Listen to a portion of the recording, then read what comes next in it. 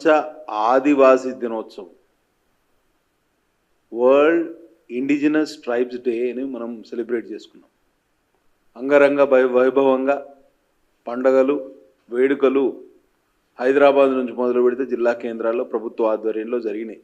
కానీ వాస్తవ పరిస్థితులు విరుద్ధంగా అనే విషయాన్ని తెలియజెప్పే ప్రయత్నం చేస్తాం. ఈ ఫోటోలోని వ్యక్తుల్ని మీరు చూడండి. ఇది నిన్నటికి నిన్న ప్రపంచ ఆదివాసీ దినోత్సవం రోజు ఒక ఆదివాసీ మహిళ, ఆమె పేరు వచ్చేసి ఆత్రం ధర్మాబాయి, కుమ్రంభీ ఆసిఫాబాద్ జిల్లా బండగూడ గ్రామం. ఆమె నిండు చూలాలు, నిండు గర్భిణి. అక్కడి నుంచి గవర్నమెంట్ ఆసుపత్రికి ప్రాథమిక ఆరోగ్య కేంద్రాన్ని చేరుకోవడానికి 2 గంటలు నడవాల్సి వచ్చింది. ఎందుకు నడవాల్సి వచ్చిందంటే రహదారి సౌకర్యం లేక. 108 వాహనం, అంబులెన్స్ వాహనం వాగు వరకే వస్తుందని అంటే వాగు దాటాలంటే 2 కిలోమీటర్లు నడవాలి. ఆ నడిచే క్రమంలో ప్రసవం, ఆసుపత్రిలో జరగాల్సిన ప్రసవం ఆ వాగొడ్డుకు ఆ ఇసుకలోనే జరిగింది. పర్యవసానంగా ఆ పుట్టిన శిశువు మృతి చెందడం జరిగింది. అప్పుడు ఆ గిరిజన మహిళను తీసుకువెళ్ళి మన మంచిర్యాల, అక్కడి నుంచి 100 కిలోమీటర్ల దూరంలోని మంచిర్యాలలోని హాస్పిటల్లో అడ్మిట్ చేసి తర్వాత చికిత్స చేశారు. గిరిజనుల పరిస్థితి ఇట్లా ఉంటే వీళ్ళు వేడుకలు, పండుగలు, పబ్బాలు చేసుకొని సంకలు గుద్దుకోగానే సరిపోదు అనే విషయాన్ని మనం ఇంకా గుర్తించాల్సిన అవసరం ఉన్నది. కాంగ్రెస్ ఎప్పుడు చెప్తుంది దళితుల ఆదివాసుల పార్టీ మాది అని. ఇవాళ ఏమైంది? ప్రపంచ ఆదివాసీ దినోత్సవం రోజు ఒక ఆదివాసీ మహిళ ప్రసవ వేదన పడుతూ 2 కిలోమీటర్లు నడవాల్సిన పరిస్థితి ఎందుకు వచ్చింది? ఆ శిశువు ఎందుకు మరణించాల్సి వచ్చిందనేది ఒకసారి ప్రశ్నించుకోవాల్సిన అవసరం ఉన్నది. ఇది ప్రభుత్వాన్ని నేను అడుగుతున్న సూటి ప్రశ్న. ప్రపంచ ఆదివాసీ దినోత్సవం యొక్క వాస్తవాలు ఈ విధంగా ఉన్నాయని తెలియపే ప్రయత్నమే ఇది అనే విషయం మీకు తెలియజేస్తున్నా. పురిటి నొప్పులతోటి 2 కిలోమీటర్లు నడిచింది ఆ నిండు గర్భిణి. కడుపులో కవలలతో గర్భిణి నరకయాత్ర, వాగు దాటి 108 ఎక్కే లోపే ప్రసవం, మార్గ మధ్యంలోనే మృతి చెందిన శిశువు. ఆసిఫాబాద్ జిల్లాలో ఓ గిరిజన తల్లి వేదన, పురిటి నొప్పులతో వాగు దాటుతున్న నిండు గర్భిణి. ఇది వాస్తవ పరిస్థితి. అది వెలుగులో మీ కాంగ్రెస్ నాయకుని వెలుగు పత్రికే ఇది. వాస్తవాలు అయితే మీరు అంగీకరించాల్సిందే, ఎవరో వేరే ఫేక్ డాక్యుమెంట్ అయితే కానే కాదు.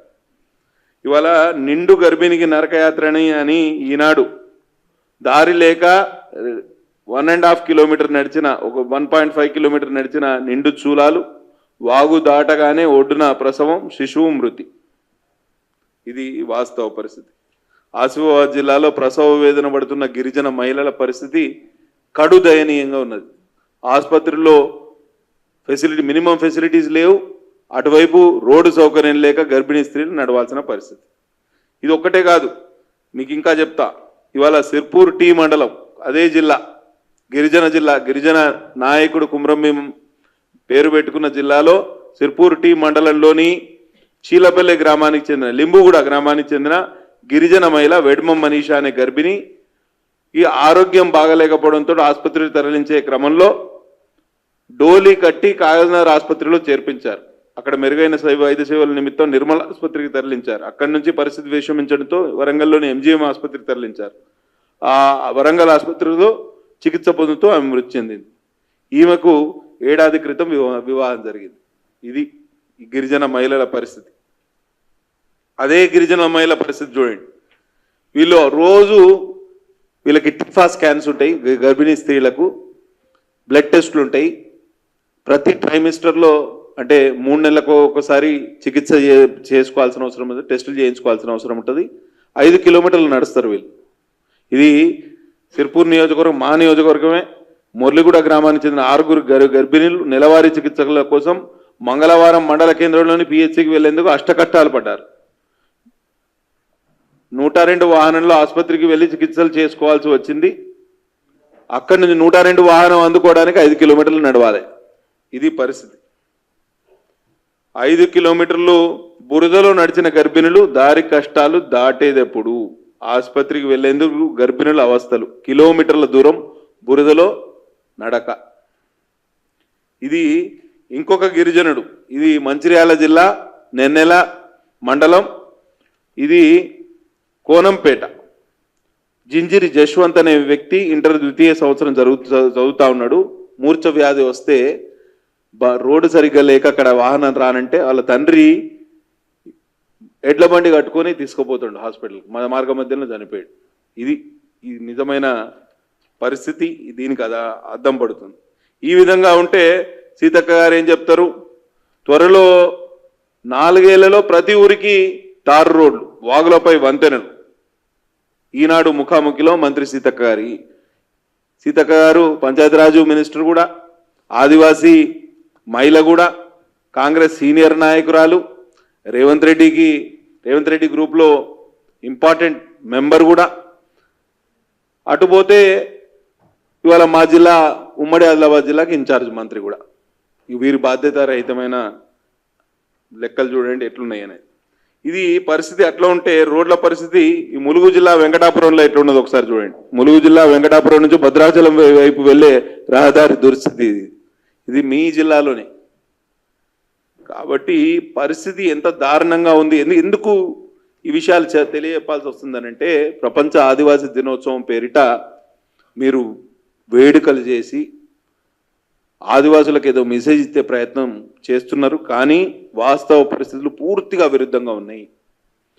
ఒక్క కుమ్రంభీం ఆసిఫాబాద్ జిల్లాలో అటవీ ప్రాంతాల్లో అనుమతుల కోసం ఫారెస్ట్ డిపార్ట్మెంటుకు కొంత మొత్తం చెల్లించాలి. అది సెంట్రల్ గవర్నమెంట్ అయినా స్టేట్ గవర్నమెంట్ అయినా ఎప్పుడైనా అక్కడ రోడ్డు వేయాలన్నా లేకపోతే ఏదైనా అభివృద్ధి కార్యక్రమాలు చేయాలన్నా ఫారెస్ట్ మిటిగేషన్ మెజర్స్ కోసం డబ్బులు చెల్లించాలి. 12 కోట్ల రూపాయలు చెల్లించకపోవడంతో ఈ గిరిజనుల గ్రామాలకు రోడ్లు వేయలేని పరిస్థితి. ఈ 12 కోట్లు గత 5-6 సంవత్సరాలుగా గవర్నమెంట్ చెల్లిస్తలేదు, ఫారెస్ట్ వాళ్ళు పర్మిషన్ ఇస్తలేరు, గిరిజన గ్రామాలకు ఇవాళ రహదారి సౌకర్యం ఏర్పడతలేదు. అట్లాంటి పరిస్థితి ఇవాళ దాపురించింది. మొత్తంగా పల్లెల్లో పంచాయతీరాజ్ శాఖ ఆధ్వర్యంలో పాలన పూర్తిగా పడకేసింది. ఎక్కడా ఒక్క రూపాయి పని కూడా జరిగే పరిస్థితి లేదు. బ్లీచింగ్ పౌడర్ కొనే పరిస్థితి లేదు. ఇవాళ స్వచ్ఛదనం పచ్చదనం అనే 5 రోజుల డ్రామా కార్యక్రమం మొదలుపెట్టినరు. స్వచ్ఛదనం పచ్చదనం కింద చెట్లు నాటే కార్యక్రమం ఉంది కదా, దానికి చెట్టు మొక్క నాటిన తర్వాత ట్రీ గార్డ్ పెట్టడానికి కూడా డబ్బులు లేవు. ఒక్క రూపాయి చెల్లించలే. గతంలో ప్రభుత్వం పట్టణ ప్రగతి పల్లె ప్రగతి అని చెప్పినప్పుడు కార్యక్రమాలు ఇచ్చినప్పుడు కొంత మొత్తం విడుదల చేసేది. ఇప్పుడు ఆ పరిస్థితి కూడా లేదు. ఫ్రీగా చేయాలి. గ్రామాల్లో పరిస్థితి ఎంత దారుణం అంటే ఇవాళ సర్పంచులు లేరు. సర్పంచుల పదవీ కాలం అయిపోయింది, వాళ్ళు పట్టించుకుంటలేరు. పంచాయతీ కార్యదర్శులకు అప్పచెప్పారు. పంచాయతీ కార్యదర్శులు జేబుల నుంచి ఖర్చు పెట్టాలి. సరే, మీరు పర్మనెంట్ ఉద్యోగులు ఎవరైనా ఉంటే వాళ్ళు జేబుల నుంచి ఖర్చు పెడతారు. కానీ అవుట్ సోర్సింగ్ పంచాయతీ కార్యదర్శులకు ఏం చెప్తున్నారు? మీరు జేబుల నుంచి ఖర్చు పెట్టండి, తర్వాత ఇస్తామని చెప్తున్నారు. ఈ అవుట్ సోర్సింగ్ పంచాయతీ కార్యదర్శులకు 5 నెలలుగా జీతాలు లేవు. జీతాలు లేని వ్యక్తులు ఎక్కడి నుంచి డబ్బులు తీసుకురావాలి, ఎట్లా పల్లెల్లో పాలన నడవాలి అనేది ఒకసారి ఆలోచన చేయాలి. పూర్తిగా పల్లెల్లో పాలన పడకేసింది. 9 నెలలుగా 9 రూపాయల పనులు కూడా జరగలేదు. ఎక్కడ లైట్లు పెట్టే పరిస్థితి లేదు, ఇంత బ్లీచింగ్ పౌడర్ చల్లే పరిస్థితి లేదు, ఎక్కడన్నా బురద ఉంటే అక్కడ కొంచెం మొరం వేసే పరిస్థితి లేదు. పూర్తిగా గాడి తప్పింది పల్లెల్లో వాతావరణం. నేను 89లో మొదటిసారి మా తండ్రి గారు ఎమ్మెల్యే అయినప్పటి నుంచి రాజకీయాలను దగ్గర నుంచి చూస్తున్నా కానీ ఇంత దారుణమైన పరిస్థితి ఎన్నడూ కూడా లేదు. అసలు ఎటుపోయింది ఈ రాష్ట్రం, ఎందుకు ఈ పరిస్థితి వచ్చింది అనేది మాకు ఇంకా అంతుబట్టని పరిస్థితి. ఇవాళ 9 నెలల్లో గ్రామ పంచాయతీలకు 1 రూపాయి విడుదల చేయని మంత్రి గారు ఇవాళ కేంద్ర పథకాలు, ఉపాధి హామీ పథకం, హెల్త్ మిషన్ వంటి పథకాల నుంచి 2,100 రూపాయలు 2,100 కోట్లు 2,100 crores దీన్ని డైవర్ట్ చేశారు. మార్చ్ ఏప్రిల్లో వచ్చిన నిధులు ఇవి. అట్లనే 500 కోట్లు 15th ఫైనాన్స్ కమిషన్ ద్వారా గ్రామ పంచాయతీలకు విడుదల చేశారు. ఆ పైసలు కూడా ఇవ్వలే. గ్రామ పంచాయతీలకు రాజ్యాంగబద్ధంగా వారికి సంక్రమించిన హక్కుల ద్వారా వారికి రావాల్సిన వాటా ఏదైతే కేంద్రం ఇస్తుందో దాన్ని కూడా చెల్లించే పరిస్థితుల్లో ఈ రాష్ట్ర ప్రభుత్వం లేదు. అన్నిటికీ తరుణోపాయం ఏంటంటే రుణమాఫీ తర్వాత మేము డబ్బులు ఇస్తామని. ఈ రుణమాఫీ ప్రహసనం ఎంత తొందరగా ముగిస్తే అంత బాగుంటుందని మేము ఆశిస్తున్నాం. ఎందుకంటే ఈ 15 ఆగస్టు నాటికి వీళ్ళ రుణమాఫీ డ్రామా అంతా ముగిస్తే కనీసం పల్లెల్లో పట్టణాల్లో మున్సిపాలిటీల పరిస్థితి కూడా పూర్తిగా తీసికట్టు. ఇవాళ ఏ మున్సిపాలిటీ చూసినా కనీసం వాళ్లకు మినిమం మెయింటెనెన్స్ కోసం కూడా డబ్బులు లేవు. చాలా మున్సిపాలిటీల్లో ఎవరైతే పారిశుద్ధ్య కార్మికులు ఉంటారో వాళ్ళు ధర్నాలు చేస్తున్నారు, రాస్తారోకోలు చేస్తున్నారు. గ్రామ పంచాయతీలో పారిశుద్ధ్య కార్మికులు ధర్నాలు చేస్తున్నారు, రాస్తారోకోలు చేస్తున్నారు, విధులకు గైర్హాజరవుతున్నారు. మరి ఇటువంటి పరిస్థితుల్లో ముఖ్యమంత్రి గారేమో చాలా బిజీ ఉన్నారు అమెరికా పర్యటనలో. వారు మన టూర్కు పోయినరా లేకపోతే ఇంకేదైనా వేరే వ్యవహారం చక్కబెట్టడానికి పోయినరా మాకు తెలియదు. కానీ ఇక్కడున్న ప్రభుత్వ యంత్రాంగం కానీ మంత్రివర్గంలో ఉన్న సభ్యులు కానీ ఎవరు కూడా పాలన మీద పట్టు సంపాదించే ప్రయత్నం చేయట్లేదు. మాకు ఉన్న తీవ్రమైన ఆక్షేపణ ఏంటంటే గిరిజన మహిళగా పంచాయతీరాజ్ లాంటి ఇంపార్టెంట్ శాఖలో ఉన్న మంత్రిగా మా ఉమ్మడి ఆదిలాబాద్ జిల్లాకు చెందిన ఇన్ఛార్జ్ మంత్రిగా సీతక్క గారి మీద మాకు చాలా నమ్మకం ఉండే. కానీ ఇవాళ మా నమ్మకం పూర్తిగా సడలిపోయే పరిస్థితి. కాబట్టి వెంటనే ఒకవేళ పరిస్థితి మీరు ముఖ్యమంత్రి గారి గారిని డబ్బులు అడిగి డబ్బులు తీసుకురాలేని పరిస్థితిలో ఈ పదవిలో ఉండి కూడా పెద్దగా లాభమేం లేదు. మీరు ఒకవేళ మేమందరం అనుకున్నాం మీరు ఉద్యమ నేపథ్యం నుంచి వచ్చిండ్రు, మీరు చాలా మాకు న్యాయం చేస్తారు అని వెనకటికి మేము అనుకున్నాం. ఇవాళ సీతక్క గారి పరిస్థితి కూడా చాలా దారుణంగా తయారైంది. ఎక్కడ ఒక రూపాయి తన డిపార్ట్మెంట్లో డబ్బులు శాఖలో డబ్బులు లేవు అని చెప్తున్నారు. అటుపోతే మా ఉమ్మడి గిరిజనులు ఆదుకునే పరిస్థితి కూడా 2-3 రివ్యూ మీటింగ్స్ పెట్టిర్రు. రివ్యూ మీటింగ్ మధ్యలో కూడా ఎక్కడ ఒక రూపాయి పని కూడా జరగలేదు. పని జరగకుండా రివ్యూ మీటింగ్స్ పెట్టే పరిస్థితి. మళ్ళీ అటుపోతేనేమో మేము 4 ఏళ్లలో అన్ని గ్రామాలకు తండాలకు తారు రోడ్లు వేస్తామంటారు. ఎక్కడి నుంచి తారు రోడ్లు తెస్తారు? వీళ్ళు తారు రోడ్లు ఎక్కడి నుంచి తేవాలి? ఒకసారి ఆలోచన చేయండి. కాబట్టి 4 ఏళ్లలో ప్రతి ఊరికి తారు రోడ్లు వాగులపై వంతెన. వెనకడికి సామెత ఉన్నది, ఉట్టికి ఎగరలేనమ్మా ఆకాశానికి ఎగురుతా అన్నదట. ఇట్లనే ఉంది ప్రభుత్వ పరిస్థితి. మీరు బేసిక్ ఇన్ఫ్రాస్ట్రక్చర్ కోసం బేసిక్ ఫెసిలిటీస్ గ్రామాల్లో ప్రొవైడ్ చేయకుండా మీరు గాలిలో మేడలు కట్టే ప్రయత్నం చేస్తున్నారు. పంచాయతీరాజ్ శాఖకు నిధులు విడుదల చేయలేని ప్రభుత్వం ఎక్కడ ప్రపంచంలో నాకు తెలిసి ఎక్కడ కూడా ఉండదు. ఏ భారతదేశంలో కూడా ఏ రాష్ట్రంలో కూడా ఈ పరిస్థితి ఉండదు. మరి ఇటువంటి పరిస్థితుల్లో ఎందుకు ఇంత దయనీయంగా ఈ పరిస్థితి తయారైందనేది మీరు ఒకసారి ఆలోచన చేయాలి.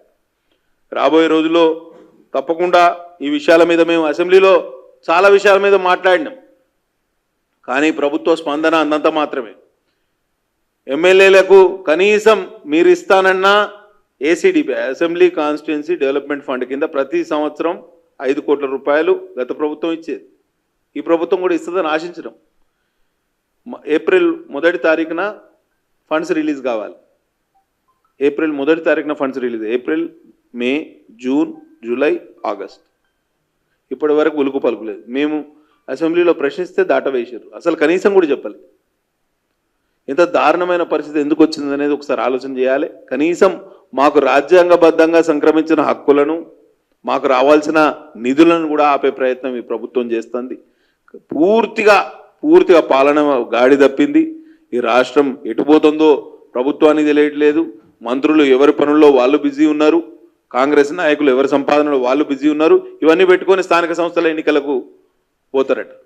స్థానిక సంస్థల్ని పూర్తిగా నిర్వీర్యం చేశారు. వీళ్ళు రాజీవ్ గాంధీ గారి పేరు చెప్తారు ఎప్పుడు కూడా. రాజీవ్ గాంధీ గారు రాజ్యాంగ సవరణ ద్వారా స్థానిక సంస్థలకు అధికారాలు కల్పించారు. మరి అటువంటి పరిస్థితుల్లో వారు కనీసం వారి పేరు పెట్టుకున్నందుకు వారి పార్టీకి చెందిన వారమని చెప్పుకున్నప్పుడైనా కనీసం ఈ రాజ్యాంగబద్ధంగా వారికి రావాల్సిన వాటా కానీ నిధులు కానీ ఇచ్చే ప్రయత్నం అన్న చేయాలి. అది కూడా చేయట్లేదు ఈ ప్రభుత్వం. పూర్తిగా గ్రామాలను స్థానిక సంస్థలు నిర్వీర్యం చేశారు. నేను ఒక్కటి చెప్తున్నా, ప్రజలకు కానివ్వండి, స్థానిక సంస్థల ప్రతినిధులు, మాజీ ప్రతినిధులు కానివ్వండి, రాబోయే స్థానిక సంస్థల ఎన్నికల్లో వీరికి గుణపాఠం చెప్పి తీరాలి.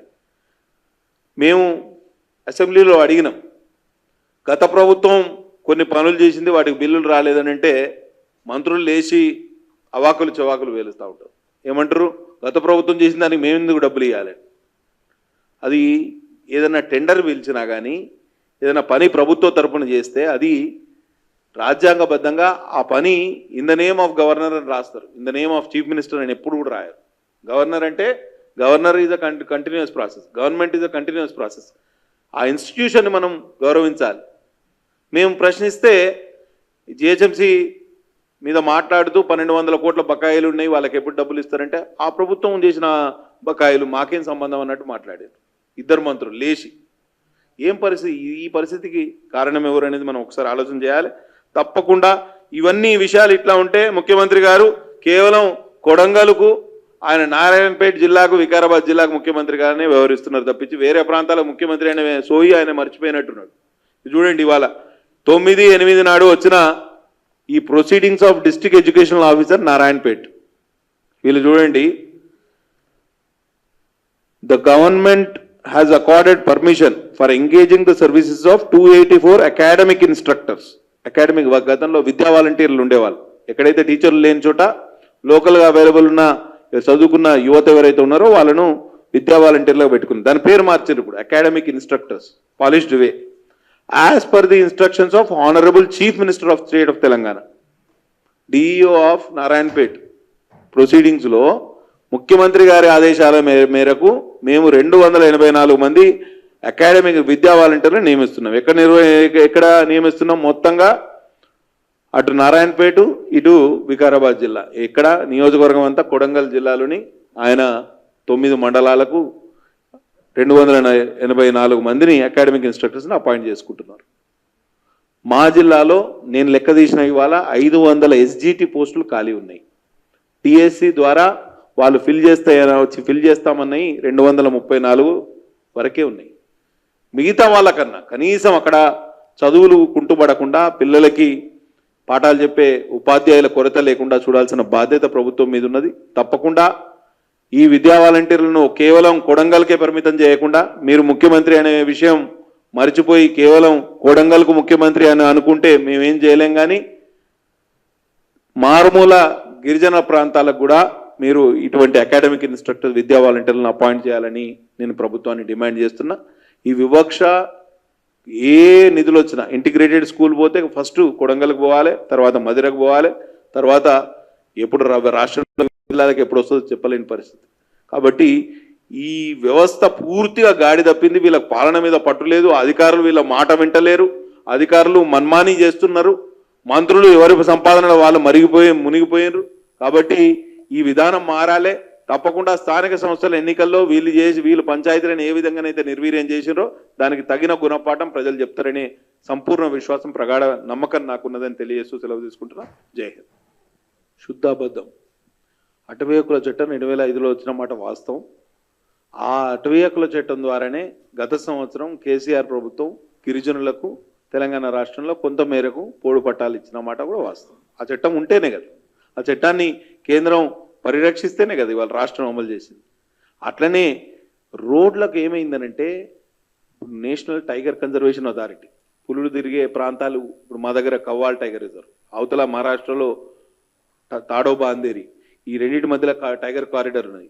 National tiger conservation authority is an active player. ముందట్లాగా ఫారెస్ట్ పర్మిషన్స్ రావడం, అప్పుడు పర్మిషన్ అప్లై చేయకుండా నడిచింది, కానీ ఇప్పుడు అట్లా లేదు. National board, wild life board ఉంది, తర్వాత ministry of environment and forest, ఇవన్నీ వివిధ డిపార్ట్మెంట్ శాఖల మధ్య సమన్వయం అవసరం. రాష్ట్ర ప్రభుత్వం ఏం చేయాలి? ఫారెస్ట్ మిటిగేషన్ మెజర్స్ కోసం ఎవరైనా, ఇప్పుడు మైనింగ్ కోసం ఒక ఫారెస్ట్ ల్యాండ్ తీసుకుంటే ఆ మైనింగ్ ఏజెన్సీ తప్పకుండా ఫారెస్ట్ డిపార్ట్మెంట్కు తగిన రుసుము చెల్లించాల్సిందే. మైనింగ్ వల్లైనా నేషనల్ హైవే అథారిటీ కూడా చెల్లించాల్సిందే. అట్లనే రాష్ట్ర ప్రభుత్వం కూడా చెల్లించాలి. అక్కడికి వచ్చే వరకు మేము చెల్లించకుండా ఈ ఫారెస్ట్ మిటిగేషన్ మెజర్స్ మాకు లేకుండా మాకు అనుమతులు ఇవ్వమని రాష్ట్ర ప్రభుత్వం అడిగితే అది తప్పు. మీరు ఎస్టిమేట్ తయారు చేసినప్పుడే, టెండర్ వేసేటప్పుడే దానికి తగ్గట్టు ఫారెస్ట్ మిటిగేషన్ మెజర్స్ కోసం స్పెషల్ ప్రావిజన్ పెట్టాలి. అది లేకనే మనం వెనుకబడుతున్నాం. అటవీ అనుమతులు ఇవ్వడంలో జాప్యం కాదు, ఇది రాష్ట్ర ప్రభుత్వం నిధులు విడుదల చేయడంలో జాప్యం. దానివల్ల సమస్య జటిలమవుతుంది. వీళ్ళు ఎట్లా గ్రామాలకు తండాలకు ఎట్లా రోడ్లు వేస్తారో చూడాలి. 9 నెలలుగా 9 రూపాయలు అని వీళ్ళు వెనకటికి ఏదో మాకు ఉత్తర తెలంగాణ సామెత ఉన్నది, మింగ మెతుకు లేదు కానీ మీసాలకు సంపంగా నూనె అని. వీళ్ళు పైన ప్రచార పటాటోపం కోసం వీళ్ళు వ్యవహరిస్తున్నారు తప్పించి వాస్తవంగా గ్రామాల్లో పరిస్థితి చాలా దారుణంగా ఉన్నది. అసలు ప్రజాప్రతినిధులు కానివ్వండి, ఎమ్మెల్యేలు కానీ గ్రామాల్లో తిరిగే పరిస్థితి లేదు. ఏమైనా పని చేద్దామనంటే కలెక్టర్ల దగ్గర కంటింజెన్సీ ఫండ్ లేదండి, కలెక్టర్ల దగ్గర ఒక రూపాయి లేదు. మా దగ్గర అంటే మా ఏసీడీపీ నిధులు మీరు ఇయ్యమనుకున్నారా ఇస్తామనుకున్నారా తర్వాత, కానీ కలెక్టర్ల దగ్గర కామన్ గుడ్ ఫండ్ కానివ్వండి లేకపోతే కంటింజెన్సీ ఫండ్ కానీ ఒక్క రూపాయి లేదండి. మా గిరిజన ప్రాంతాలకు సింగరేణి ప్రాంతాల్లో డిఎంఎఫ్టి ఫండ్స్ ఉండాలి, డిస్ట్రిక్ట్ మినరల్ ఫండ్ ట్రస్ట్ అని, అది కేంద్ర ప్రభుత్వ చొరవ వల్లనే అది అయింది. ఆ ఫండ్స్ కూడా డైవర్ట్ చేశారు పూర్తిగా. రుణమాఫీ కోసం అన్ని విధాలుగా అన్ని ఫండ్స్ డైవర్ట్ చేసి అందులో ఆ కిస్తీలో వేసారు. పరిస్థితి దారుణంగా ఉంది. ఎక్కడ కేంద్ర ప్రభుత్వం గిరిజన ఇవాళ మీరు ఇవాళ ప్రధానమంత్రి జన్మన్ యోజన అని పెట్టారు. ఆదిమ జాతి గిరిజనుల కోసం ప్రధానమంత్రి స్పెసిఫిక్గా లాస్ట్ ఇయర్ ఎవరైతే పీవీటీజీలు అంటారు, primitive and vulnerable tribal groups of India, మా దగ్గర కులాం తౌటి అనే గిరిజన ఆదిమ జాతి గిరిజనులు ఉంటారు, అంతరించిపోతున్న ఆదిమ జాతి గిరిజనులు వారి కోసం స్పెసిఫిక్గా 24,000 కోట్ల రూపాయలతోటి కొత్త పథకం పెట్టి గ్రామాలకు రోడ్లు, ఇండ్లు, వారికి లైవ్లీహుడ్ కోసం గేదెల పెంపకం కానివ్వండి, కోళ్ళ పెంపకం కానీ వాళ్ళకి అన్ని విధాలుగా వాళ్ళకు ఉపాధి కల్పించే కార్యక్రమం చేస్తాం ప్రభుత్వం. గిరిజనుల పట్ల గిరిజనులు మధ్య భారతదేశంలో ఒకప్పుడు మొత్తం ఏదైతే తీర ప్రాంతాల్లో వేరే సెటిలర్స్ బయట నుంచి వచ్చిన వాళ్ళు మధ్య భారతదేశంలో అందరూ కూడా గిరిజనులే. ఈ తెలంగాణ, మహారాష్ట్ర, ఛత్తీస్గఢ్, మధ్యప్రదేశ్, జార్ఖండ్, ఒరిస్సా, ఈ మధ్య భారతదేశంలోని గిరిజనులు అందరూ కనెక్టెడే, అందరికి కనెక్టెడే. ఇవాళ రాష్ట్రపతి ద్రౌపది ముర్ము గారు ఇవాళ ఉన్నారు, వారు ఒరిస్సాకు చెందిన సంతాల్ తెగ. మా దగ్గర కూడా ద్రౌపది, ద్రుపద అనే పేర్లు గిరిజన మహిళలకు ఉంటాయి. వాళ్ళందరూ ఇంటర్ కనెక్టెడ్. కాబట్టి వీరి కోసం తప్పకుండా కేంద్ర ప్రభుత్వం ఇతోకంగా సహకారం అందిస్తుంది. వీళ్ళు బట్టగాల్చి ముద్దు మీద వేస్తున్నారు. వీళ్ళు ఏందనంటే ఆడలేక మధ్యలో ఓడనట్టు వీళ్ళ వ్యవస్థ అట్లా తయారైంది.